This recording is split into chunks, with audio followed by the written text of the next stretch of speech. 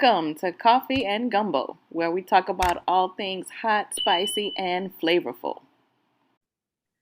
Hey there, CNG fam. We are back with our first episode. Yay! The last time you guys saw us, we were headed to see New Edition. Stacy, was that not a good show? Baby, you know how I feel about New Edition. So I'm an NE fan for life. So that was the highlight of my day. That was awesome. Yeah, we had the best time. We hope y'all enjoyed our little snippet that we provided to you in our intro. Even though New Edition was missing a cast member, Bobby did not come to the show. We hope he's feeling better, but it was still an awesome show. So yes, it was. Yes, it was. I hope you feel better, Bobby. Yes. And shoot, I'm telling you, did you hear about that? Well, it's been a few weeks now, but did you hear about the teacher that got in the fight with the student in North Carolina? I think I did. I don't know if I have all the details to it. I want to say I did see that like on one of the morning talk shows. Yeah, because Jerry Springer has passed away, but to me, that was some Jerry Springer stuff. Wow. Because my hat goes off to anybody in education. I could not do it because, the baby, that fight was just something. Wow. So, yes. So it's. Yeah. And, when we were trying to determine what was going to be our first podcast, we really wanted to do something that would really help inform people on a topic. And would you know it, we find out May is Mental Health Awareness Month, which is a subject that, a lot of people don't like to talk about. And with this show, our motto is let's talk about it. Let's get, these subjects out there. Let's, talk about all the things that may be beneficial and inform someone. I feel like I'm blessed that I really haven't had to deal with that particular, that topic in my family or in my friendships. And I'll be the first to say that there's probably a whole lot more that I need to learn. And so as we have promised to bring you the spicy, the flavorful conversations, there's also those conversations that we need to have. Yeah, well, I can say I have had it in my family, and most families that I know have a little bit of crazy in them. So, they have a little bit of dysfunction, and mine definitely has. We are not exempt. Well, let me say, we got dysfunction over here. That don't get that twisted. Yeah. There is some dysfunction, but someone that that has truly been categorized as having a mental health condition. I just have been blessed that has not happened within my immediate family, but you hear about it all the time recently. You hear about people who you thought were doing great, and then the next thing you know, they're not here anymore. It's definitely been prevalent a lot. It has. So we definitely need to talk about it. Yes, we do. And so anytime, we're not the experts here, but we are here to bring you the experts in these different topics. And so today we have an expert. Yes, we do. Today we're going to bring you a mental health expert, Dr. Joseph Brown. He has over 15 years of experience as an educator. He also has served in higher education for a very long time. He was the founding director of academic programs in Louisiana. And he's right now, he is a certified instructor as a youth mental health first aid instructor. And he serves as the CEO and senior consultant of 12-7 Education Group in Dallas. So we bring to you today, Dr. Joseph Brown. Hi, Dr. Brown. Welcome. Hey, good morning. How are y'all doing? We're doing great. Thank you so much for joining us today and being our first guest. So, and bringing a topic to to our CNG fam that is so relevant right now.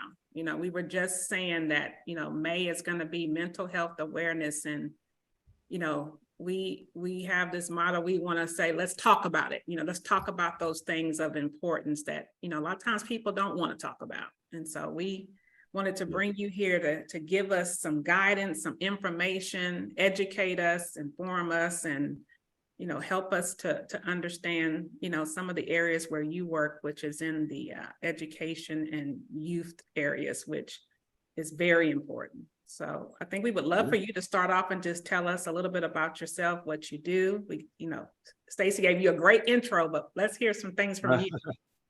Awesome. Well, thank you for the intro. I heard a good bit of that, and just really, I think for me, just introducing myself, you know, I come from a long line of educators. It's interesting. I mean, I've always kind of seen education. My mother, as early as can remember, you know, she was a teacher. So she's retired as a counselor, and so growing up in a home of a preacher and a teacher, you know, really, I've been around education my whole life and helping people, right? So that's all I've seen. And so really, I got into education, started off as a special education teacher, and just really have worked with students. Really, even my first time, I was telling a group in Michigan last week, my first time really actually being in the classroom was I was 15 years old. I asked my English teacher to borrow her classroom, and I really began to start doing a Bible study with just some of my basketball teammates, different cheerleaders, just different people who wanted to listen to me talk about something, you know. And of course, it was a little 8-minute Bible study, you know, we would do. And I just really, I've always been in a classroom, just presenting to people and just trying to help young people, even as a young person, right? I saw great examples of that. And so I just really felt like that was important. So fast forward, as you can see, I do like to speak a lot, to talk a lot, but at the same time, that's what we're here to do, right? Talk about it. So, that's right. So here I am, you know, fast forward, I was actually presenting at a middle school, and a principal stopped me and said, hey, you know, I noticed that you work really well with kids. I know you're about to finish up with college here, and would you consider, you know, coming to our school and teaching? You know, I mean, obviously we have openings, and would you have you ever considered teaching? And, you know, it was a crazy question because I had always considered teaching, right? And so I thought about it, you know, prayed about it, and the work that I was doing in schools, right, coming in, speaking, doing these clubs, I was like, man, what if I was actually in the school all day long with the students, really helping them and being that person they can talk to, not just, hey, after club, Mr. Brown, can I talk to you about this? No, like literally being there all day. And so I jumped into it, got my alternative certification, and just really began to pursue, you know,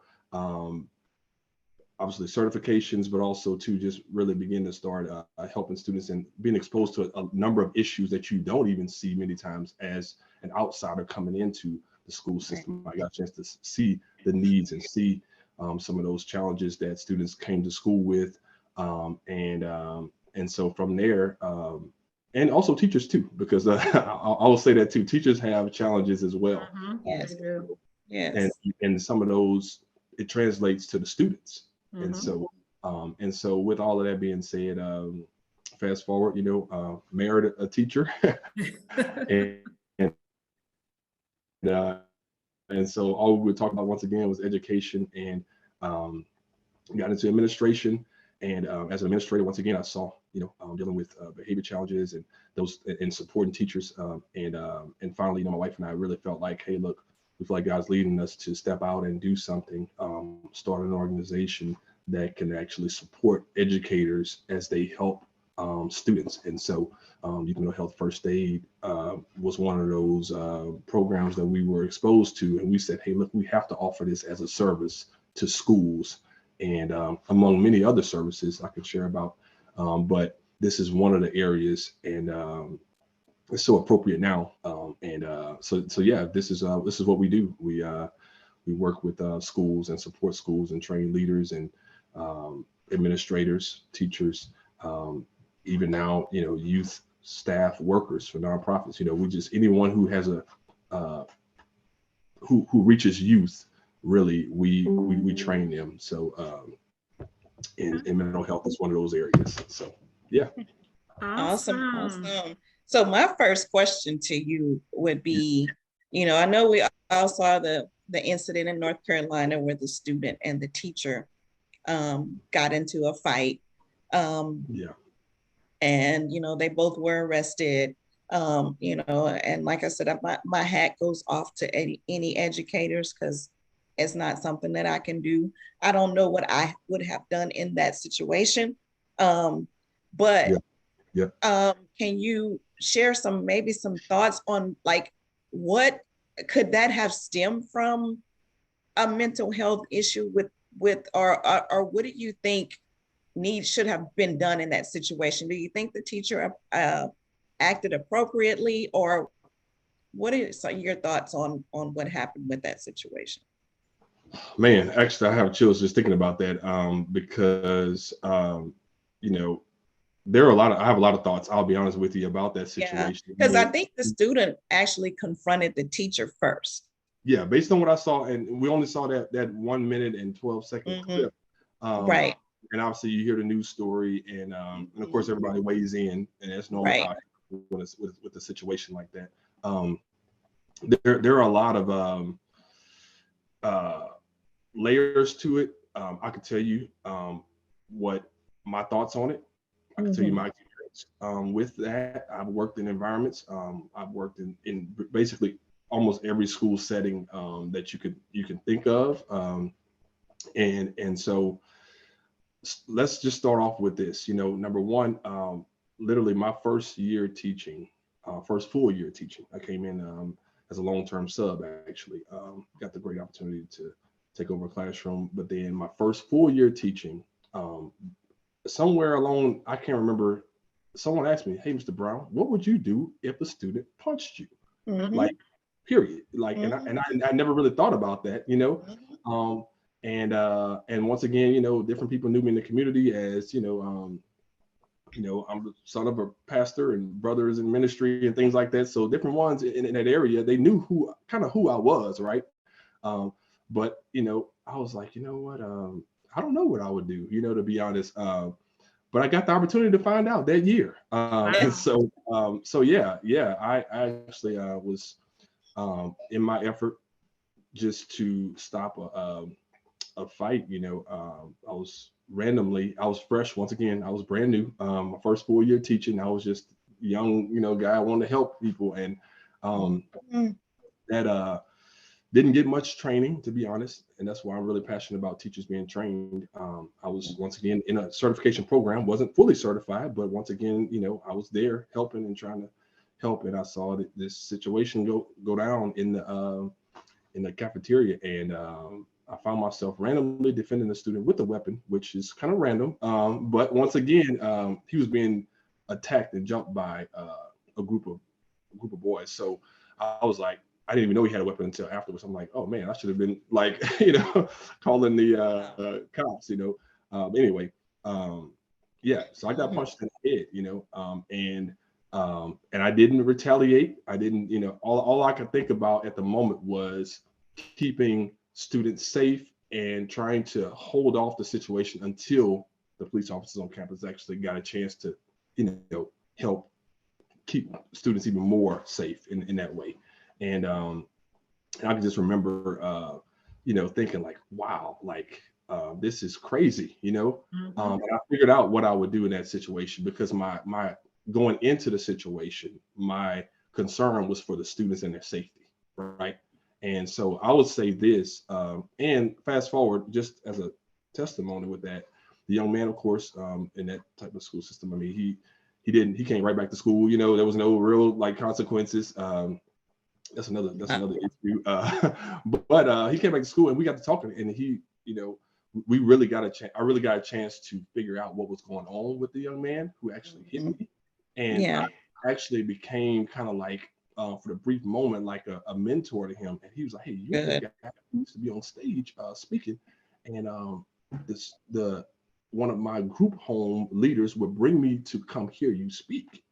And I'm like, wow. I realized, number one, he had no relationship with his parents, and so Yeah. he a lot of trauma and things that happened in his life, and Mhm. he got a part of it. He became a part of this gang just because that's where he was. So Yeah. I didn't really dive deep into that story, but my point is that um, I had that opportunity, and so at no point I believe should an adult ever hit somebody else's child, and so how do you avoid it, right? How do you deal with that situation? Number one, I noticed that she had a phone in her hand and looks like she was getting ready to call administration or somebody, right? Because you could hear her saying, "Go get a teacher," right? So first thing in my observation of it, number one, I think they should have cameras in classrooms. That's just my personal opinion, for everybody's safety. Right. I feel like, as an educator, I never had anything to hide. At the end of the Mm. day, I think that it's a safety measure, Mhm. right? Accountability, everything. So that's the first thing. But once again, I believe that when she noticed that the young lady, she needed to confiscate her phone if she needed to. Number one, to Mm. confiscate her phone for whatever reason, because obviously other kids had phones in the classroom. Yeah. I think that she should have called for administration, and had some other witness as you confiscate, because educational law tells you that you can't even search a student without the presence of, a police officer or um, or a school administrator. So that's the first thing. But once again, she was a substitute; she wasn't trained, and that's Right. it Right. goes back to Was training, a sub. right? Mhm. So Yeah. that's an issue there. But if I was in that situation, they have to confiscate, two things you don't take away from uh, high school students without any kind of repercussions: money or their cell phone, because those are things that really kind of bring them a sense of comfort and safety. So you are going to get some pushback, and so when you know that already, you call for backup automatically and say, hey, look, I'm having trouble with so and so. She has a phone, this is the rule, and you know either we need to bring her outside, talk to her, have her put it away, whatever the policy of the school is, and then we can go move forward with the class. Um, but if she was to approach her, I think that the issue was, once again, I don't know if she had the phone already or what, but the young lady approached her because, like I said, she was just kind of out. She was already escalated. Um, so I think that there are a number of things that I would have done differently. But once again, you know, I'm trained in crisis prevention intervention, right? Like that's a CPI. It's a training that teachers go through. Once again, that I'm sure she didn't go through. Right. I think that it's an issue of training. It's an issue of understanding, building relationships and understanding what a young lady is. Figuring out why she had her cell phone out. Um, all of those things. But I think that it stemmed from, yes, definitely. She clearly felt like maybe she had something on the phone that she didn't want this lady to see, right? Right. Um, and there are a lot of issues, honestly, a lot of layers. I could go on and on, but I don't want to, go on and on Yeah. with that. I do think that could have been avoided for sure. That part of it, at least, could have been avoided. It kind of makes me want to ask you, like, what are some of the most common issues that you see as you're working, in the various schools with based on the teachers, the students? What are some of the things that, are the issues that, you're in there trying to educate and help them tackle? Yeah, so I mean, it kind of varies by age, when you're dealing with elementary students, anxiety. Many students come even with diagnosis of anxiety disorders as early as first grade. You have students literally that have diagnosed disorders of anxiety um, as early as 6 years old. So real anxiety begins early, right, and that carries out through all the way through, and it increases as in age, as we can all imagine, right? So anxiety disorders are huge Of course, as students get into testing grades, fourth, fifth grade, you start seeing test anxiety. And anxiety is probably one of the biggest, and depression are some of the biggest mental health challenges and or disorders and illnesses that we see in schools. And of course, there are others, right? They stem from traumatic experiences, and those traumatic experiences start early. It could be anything from them being abused, whether it be physically, verbally, sexually, all of those things. But we see that, and it plays out, right? Because students are anxious, right? They're nervous. They miss school, chronic absence, because they are afraid. Some of them are afraid to get on the school bus. Some of them are afraid to walk into certain classrooms.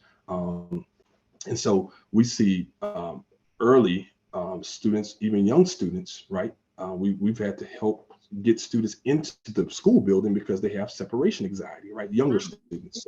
So you have different types of disorders and anxiety there, right? So students just don't feel safe many times at school, and that is from elementary all the way through high school. They just don't feel safe. And how does that manifest? Many times it manifests in some students will misbehave to get out of a classroom, right? Because whatever reason, that teacher, because they haven't really been trained properly on how to create that classroom environment where students feel safe and they feel it's okay to not know the right answer, right away, those types of things, like they have students, that only like escalates certain types of behaviors, right? Some students, some teachers who may lack a certain level of classroom management, that causes students to, once again, if I have anxiety and now the teacher, I don't feel safe and I don't feel like they have control, right? Clearly, as we saw in that situation with the substitute teacher, then now, do I want to go back in that classroom? I mean, do I want to go back into that situation? So you see those different types of things. And then, like I said, depression is a big one as well, and those are two main ones. And then, of course, you have your different types of bullying, of course, is a huge thing. And just that leads once again to anxiety, to depression. So those are, I would say, the big two that start as early as first grade or even younger, really. I mean, some studies say 3 years old, all the way through high school. You see those main two are big ones, anxiety and depression, but they manifest in different ways. But if you go back to it, that's what you see.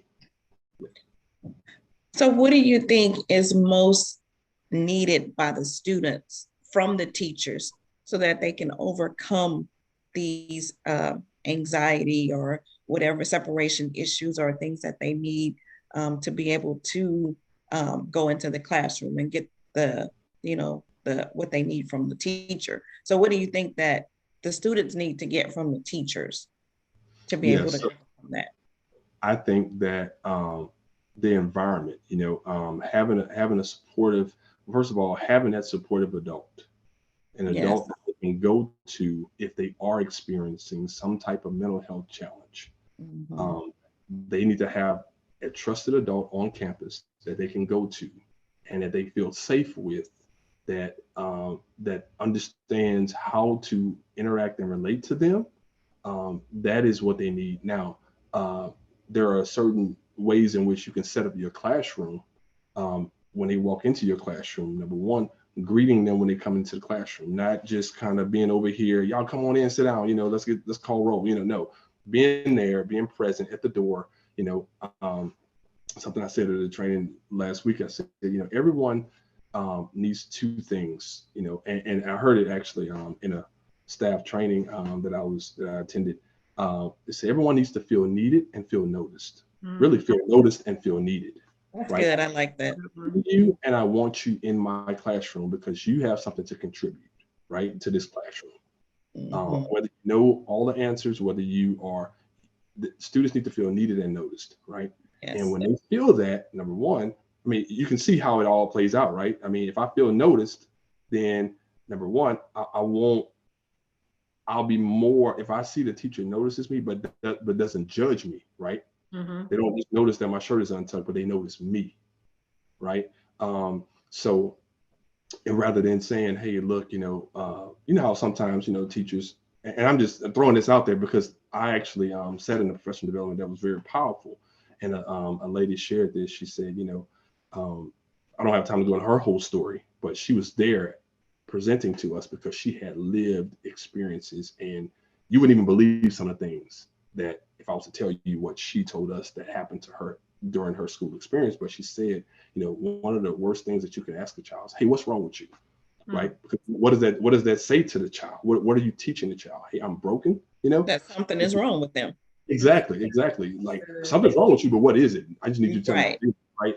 No, if a student comes in, you see their head down, or you see them come in with their hoodie on, zipped all up, they're hiding, Mhm. right? Instead of, hey, take your hood off, go sit down, come on in the classroom, no. Hey, can you step to the side for a second as I get everybody in? Okay, as you're coming on in, hey, what's going on? Not what's wrong with you, what's going on? Yeah. And they may say nothing, right? But and you might not be that trusted adult that they could talk to. But hey, look, do you need to go talk to Miss So and So? Yeah, I actually do. All right, you know what? Let me see, write you a hall pass and go talk to so and so. If you know they're available or whatever. Hey, look, you know what? I got you. We want to talk to almost try to get with Miss So and So or Mr. So and So. Maybe the fifth period, you'll get an opportunity to talk to them at some point today. I'll make that happen for you. And sure enough, all of a sudden you see that hood come off and they feel like, hey, look, at least I have hope now. Right. The situation I brought from home, or the situation that happened on the bus or in the class period before your class period, right? So things like that, just small things you can do, just that one trusted adult, reduces those factors, those mental health challenges in students, So just making students feel needed and noticed. And that's just one thing. That's just the greeting getting into the classroom. And then, of course, that check-in, right? That check-in, I think that's important. So just little small things that you can do to really help students see that, hey, look, I teach students, not just a subject, right? I teach students, I care about you first, and then I care about you learning, right? Because if I, the saying, that they don't know, they don't care how much you know until they know how much you care. Like that's not just a cute little statement. Like research supports that, and I think that many times we're so caught up in, I got to get these test scores up, I got to get these test scores up. Students as numbers, or not. I do. My higher ups, administration, kind of communicates that message, even if they don't even believe that. It's just kind of the way the system is set up. So you kind of almost honestly have to be a rebel a little bit, to be honest. Advocate. But you have to advocate. You have to kind of, in a sense, you feel like you're bucking the system, but you're actually doing what research supports. And believe it or not, your test scores will actually go up when students feel less anxiety, they have less test anxiety, and they're more relaxed, and they can actually focus on what you're actually teaching them. So, and we have research to support that, so that, I mean, I know I kind of went off in a couple of different ways, but that is, those are some practical things that teachers can do to really make sure that students feel, and I wouldn't go in class without a cup of coffee, because I know me, right? And so we talk about self-care. You have to take care of yourself before you can be fully present with students. That's what I was going to say. Adults can need that as well, to be needed and noticed. Adults need that as well. Oh yes. So once again, we talk to even administrators as well. Like we have a program, leadership development for even leaders, because hey, look, it starts with at the top. Your teachers are like your students in some ways, right? So you have to make sure that they feel comfortable. I'm just going to sign in, let's do a check-in even for your teachers when they walk in the building. And then from there, now they're ready and fully present. And, they, walking in, double checking, making sure they're okay. Okay, do you need to go home? Do we need to call us up for your class? There's times when I had to walk in classrooms and take over because the teacher was having a panic attack. Literally, true story. I'm like, hey, look, I'll cover your class. You go home. Don't worry about lesson plan. Look, I care about you. You go home. I'll come in your class. I'll sub until I can find somebody to cover this class and get back to my office. I'm just saying, like, let's make sure that we are all okay if we're going to make sure students are okay. So that's the kind of stuff that I think small tweaks, they make a huge Huge difference. difference. Yeah. So yeah.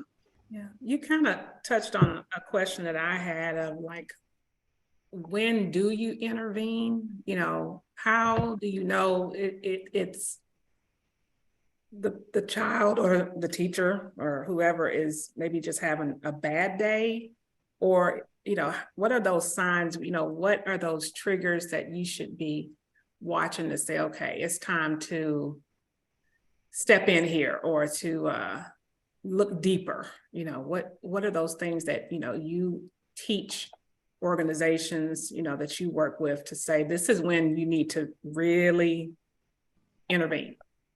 Yeah, so I think I say, you know, if you really look at what the National Council puts out, they call it there's a 5-step action plan, right? And it starts with the assessment.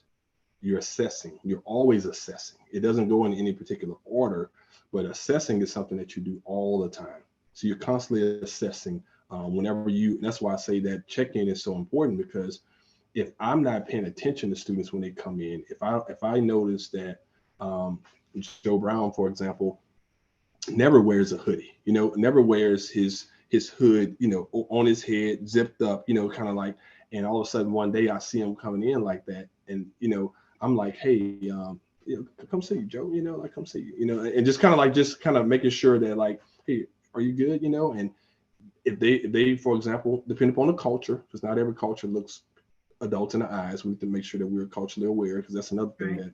that, but having that awareness and assessment, right? Always assessing, you know, and that's where you have to almost put on a different lens whenever you're working with people, because we have, I mean, for some people, that's not their normal um, mode of operating, right? They're very task oriented. You know, I'm naturally a people oriented type of person. Like I walk in a room and I'm gonna, you know, like I walk into school, anywhere I go, I want to speak to every single person, right? Like I'm gonna try to at least like acknowledge every single person. I think that's a Louisiana thing. Yeah, no, no, it is. But then you have your some people call it type A. You know, some people are very task oriented, and it's like, hey, look, I'm here to accomplish a task, right? Like, and so assessing people's behaviors and movements is not something that some people do naturally, and Mhm. even those that do it naturally, now helping them understand what signs to look for, right? But the bottom line is always assessing. Like that's the one thing that we teach whenever we call our we call them those that get certified first aiders, right? It's just like in physical first aid. Like there are certain signs like that you need to know. Hey, look, this is not normal. So number one, we we teach people number one, okay, what is the definition of mental health, right? Like so, it's the ability to cope with those normal stresses of life. It's the ability to realize your abilities to learn well, to work well, and to contribute to your community. That's the definition of mental health. So if we see people not functioning in those things, then Mhm. it's like, okay, there's something a little bit off. You may not be dying, quote unquote, you know, let's put it to the physical, right? You may not be dying, but you're having some type of challenge, right? So there are certain things, like you said, having a bad day is one thing. Mhm. If you say, hey, you know, I see you put your hoodie on, you know, whatever, or I'm just using that hoodie for example, because Yeah. that's one thing that students, you know, we see that a lot, you know, like they pull little strings, y'all know what I'm talking about, like they Yeah. just kind of they hide. Like they're hiding. Yeah. Yeah, they hide, you know. So physical changes, right? Those types of physical changes that you see, those are a little bit more obvious. But even like I said, when you speak, you develop those routines and you speak to students, and certain ones, you know, you may see that something off, like they may not want you to see them, right?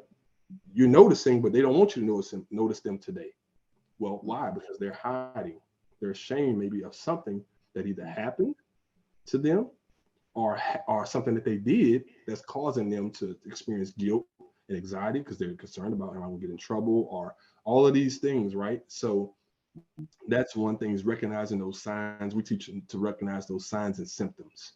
So signs are those outside are those observable things that you can see. You know, those symptoms are how those behaviors, right? You notice not only how they appear, but what are some behaviors, right? And so you see how they're interacting with peers. Yeah. A kid who's normally talkative, all of a sudden today they're just not saying anything.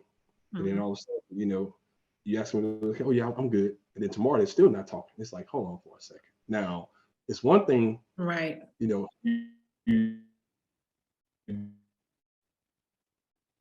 deal with the stresses, you cope wrong, right? You normally can bounce back if somebody says something mean to you, right?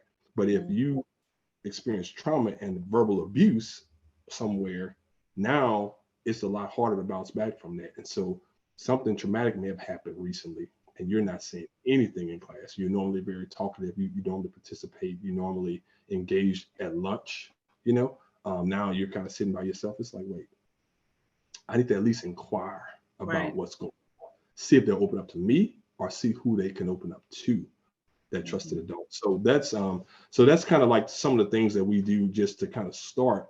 And so then we talk about listening, how to do that well, because people a lot of times don't do that well at all. So then from there, we talk about giving reassurance. And I think that's important. We teach people not to just give advice, because sometimes we just want to say, what you should do is this, to help you get out of this situation. No, don't give advice. They don't want to hear your advice, at that moment. Give reassurance. Hey, look, you know what? You may not want to talk about it right now, or you may have just told me what's going on. You know what? I'm not going to give you advice. I'm going to just listen to you. And I'm going to say, you know what, man, it's going to be all right. It's going to be all right. Hey, look, this is what let me refer you. If it's something that's big enough, you can say, hey, let me just set up a meeting with you, and whether it be the guidance counselor or, have you talked to somebody about this? Those types of questions. If they have, good. If they haven't, hey, look, you should consider talking to, and then where to point them. Right. And that's what we also teach. It's like, don't just say you need to talk to somebody. Okay, well, the youth is like, okay, well, who do I need to talk to then? Right. And whether it's a counselor, a therapist, whoever, you see, who they need to talk to based on the training. So then now you can say, hey, there's someone who actually can help you with that. Right. And so whether it's school-based or it's this outside resource, hey, let me see if I can set up a meeting. You can talk to this person. They can talk to your parents. Y'all can connect, and we can get you help. And just let them know it's going to be okay, right? Yeah. And lastly, encourage them to get help on their own. Empower them, to do the things that actually bring them back to a place of mental health, right? Hey, have you stopped? I noticed you stopped going to such and such, or I noticed you stopped, sitting with your friends and having that social interaction. Man, maybe you can reconnect with them. Have you talked to someone? So, oh, well, I just think that they won't judge me because this happened. No. Actually, just go ahead and try to reconnect, and just encouraging them to re-engage in those things that actually do bring them a place of mental health. And so we teach them how to do simple things that make a huge difference. Like, you're not the doctor. Just like, I have my little CPR card, I'm not a doctor in that sense, a medical doctor, but I do know if I see somebody choking, like I know what to do, and I know that they're choking, not they're just, just swallowing their food. Normally, I could tell when someone's choking when they're not, because of CPR training. Does that make sense? Yes. So that's the kind of thing that we related to regular first aid, physical first aid training. We kind of compare it in that way. So I'm gonna pivot for just a second and ask, I know you were in special education for a long time. So yeah, what prompted you to change up a little bit and then focus more on the mental health side? Yeah, so that's a good question. As a special education teacher, I've always, you really can't separate the two. And I was actually reflecting on this actually last week, and I was like,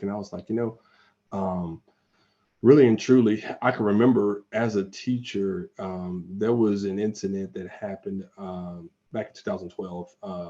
There was a young lady who took her life, and she died by suicide. And it was a traumatic situation that led to the state of Louisiana putting in place this act, and it was kind of pretty much named after her.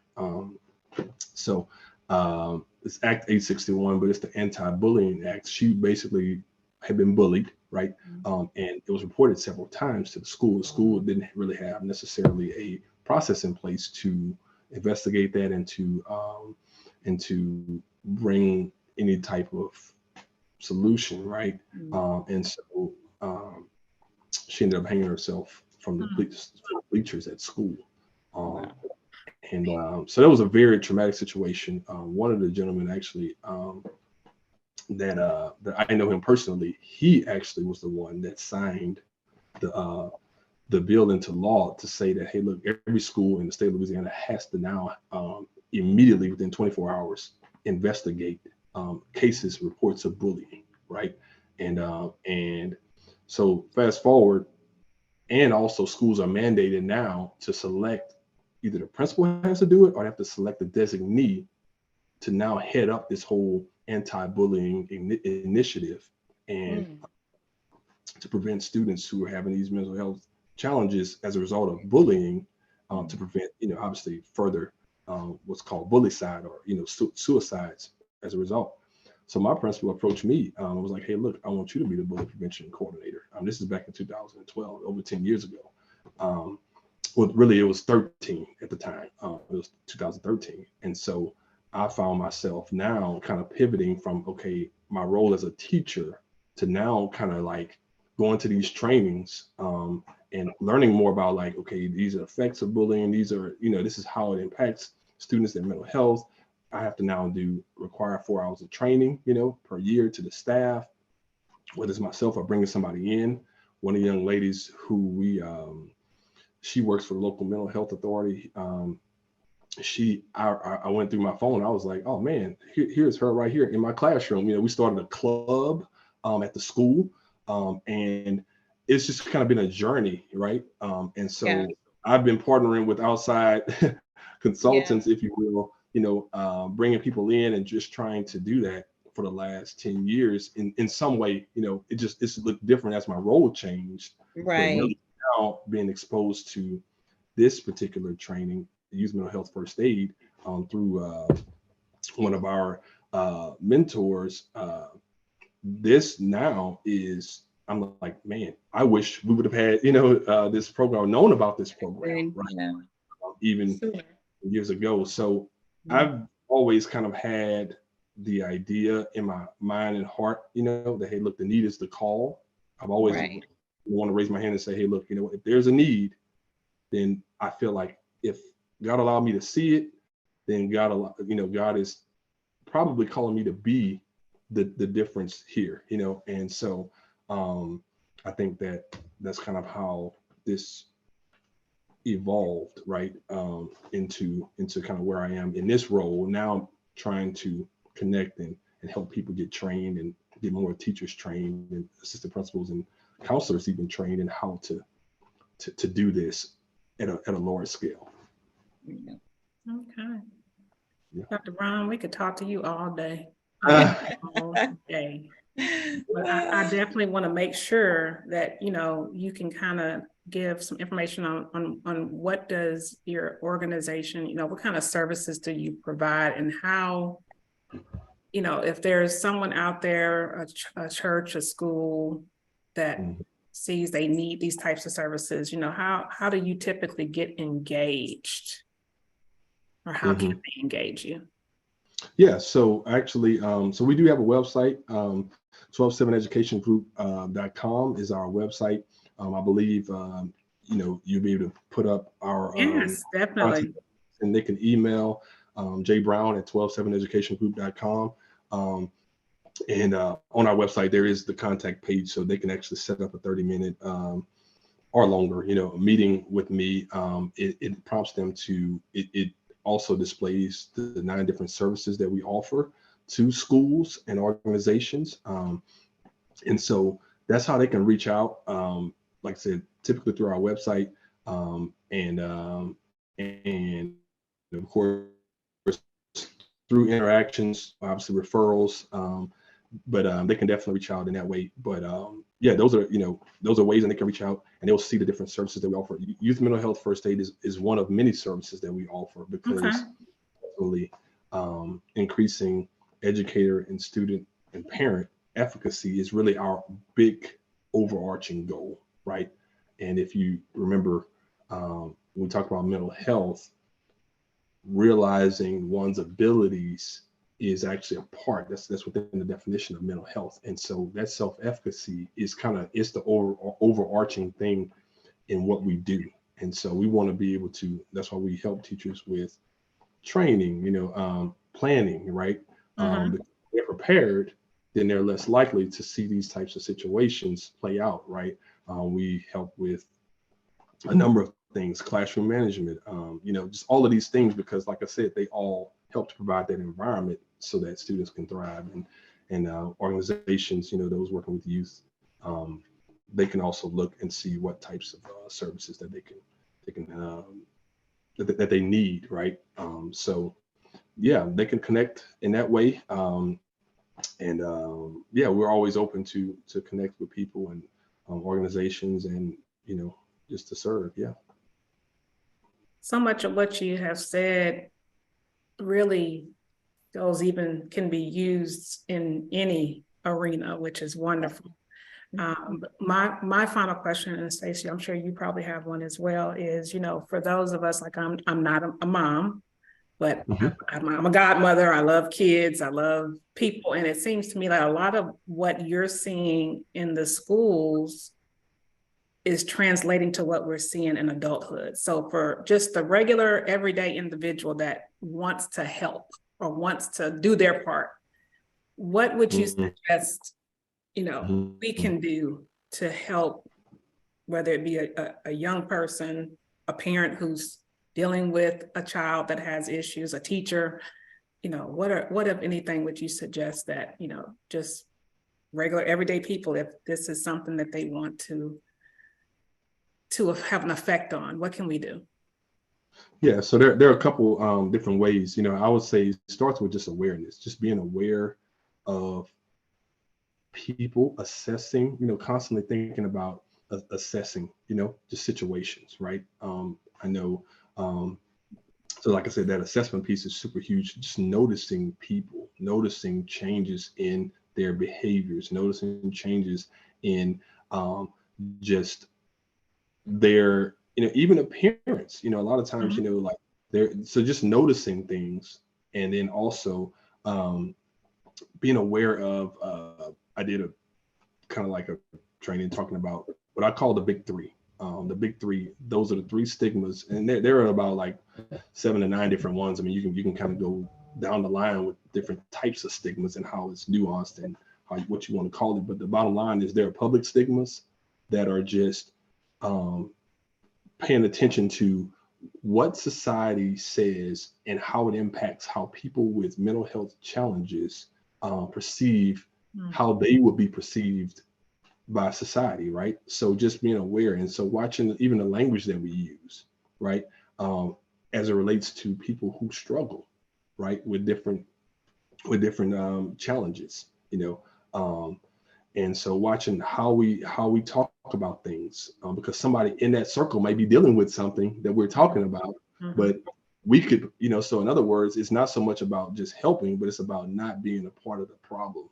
the greater issue in society. So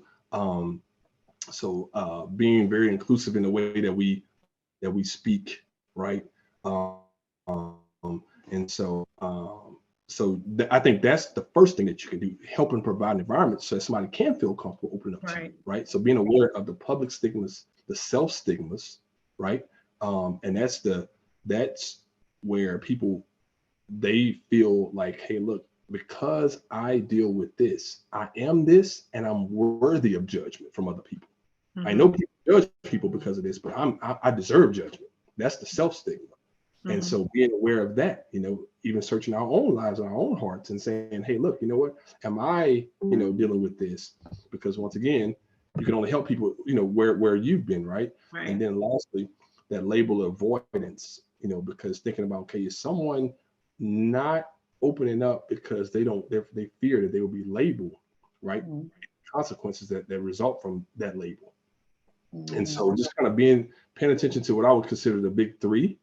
And that's going to be super huge. And then from there, asking the right questions, to people whenever you can, and asking those questions in the right way and developing those opportunities to ask those questions, those environments, figuring out, okay, am I the right person to talk to this person, or should I refer them to somebody else, after you, all the while assessing. Does that make sense? Yeah, And it so, does. It and does. so It does. Taking the I time think to, that they can really do those things if they ask the right questions. Was that? I said, yeah, I'm sorry, I taking couldn't the hear time to get to really assess, like you said, really get to see what's going on with people. you. Yeah, and just really I know this is almost like a curse word now in society, but slowing down enough, just to really see people, Yeah. because Mhm. it's almost like, hey, look, hurry up, let's get it done. Let's Mhm. do this. And it's just like, wait, whoa, whoa, whoa, this person is struggling, right? Right, Mental Mhm. health.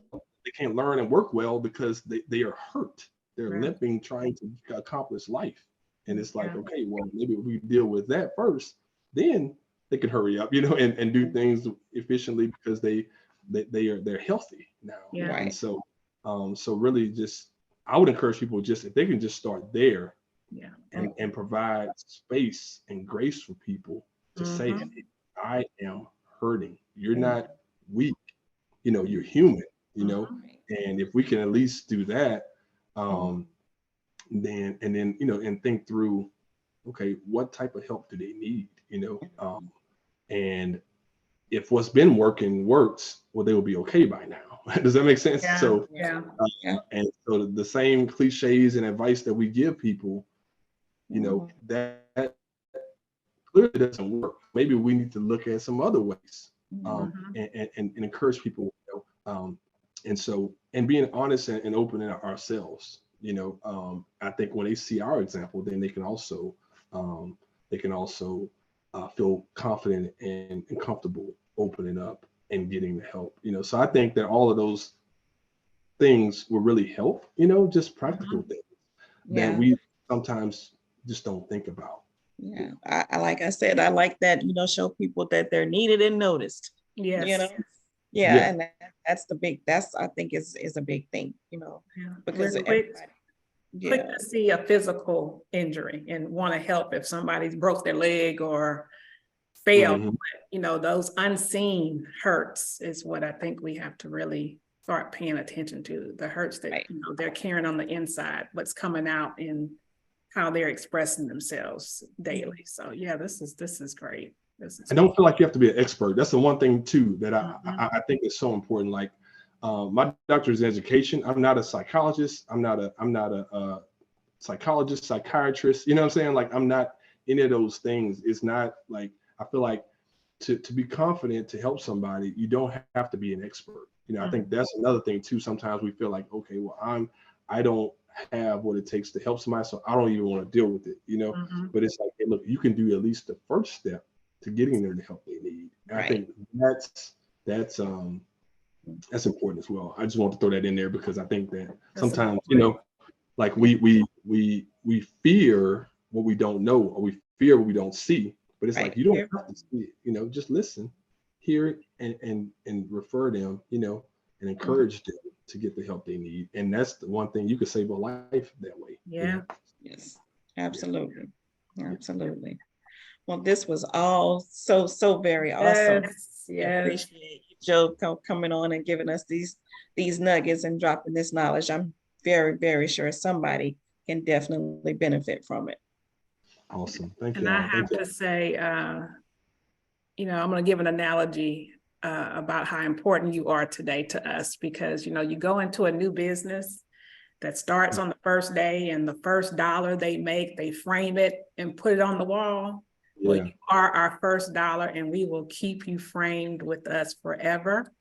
Awesome. No, I really, no, that really gave me chills. I really appreciate it, seriously, because this is something that is on our hearts. And I Mhm. just feel like, if I could at least just share something that's at least one person seriously can Yes. hear, Absolutely.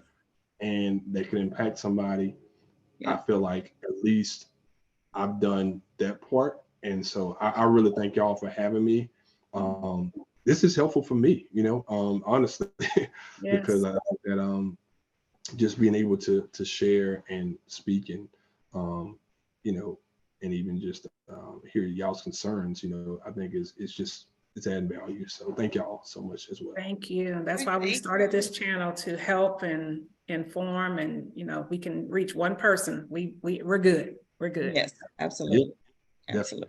definitely. Absolutely. All right. Well, Dr. Brown, again, thank you. We're going to let you go, and we're going to close the show out in a minute, but thank you again for providing this wonderful information. Yes. We said we were going to talk about it, and now we can say we have talked about it.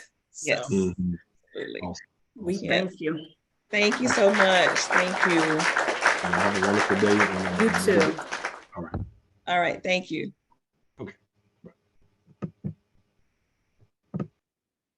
Oh my gosh, that was so awesome. Awesome. That was some really, really good stuff, needed and noticed. I know somebody out there can definitely use the services that Dr. Joe Brown is providing.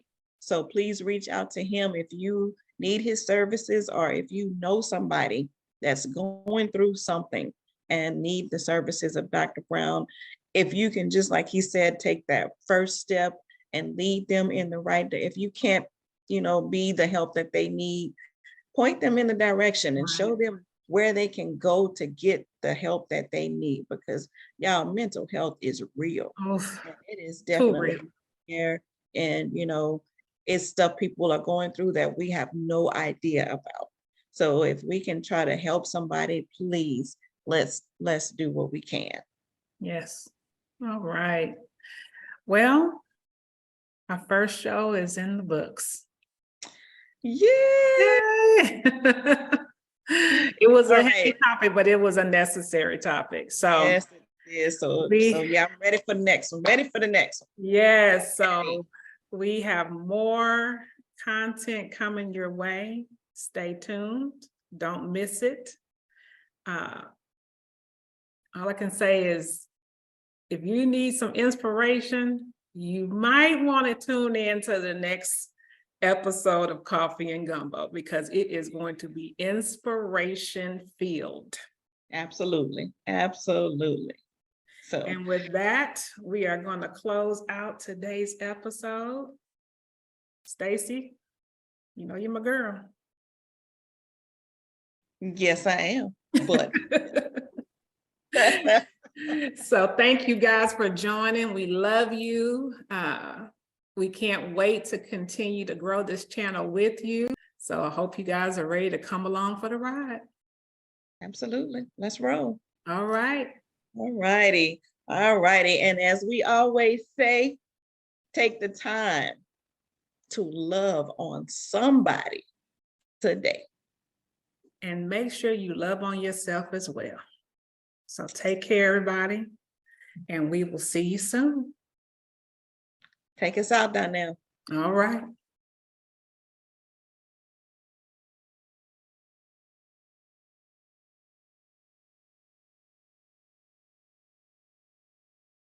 Thanks for watching Coffee and Gumbo. Don't forget to like, comment, and subscribe. Come back soon for more hot, spicy, and flavorful conversation.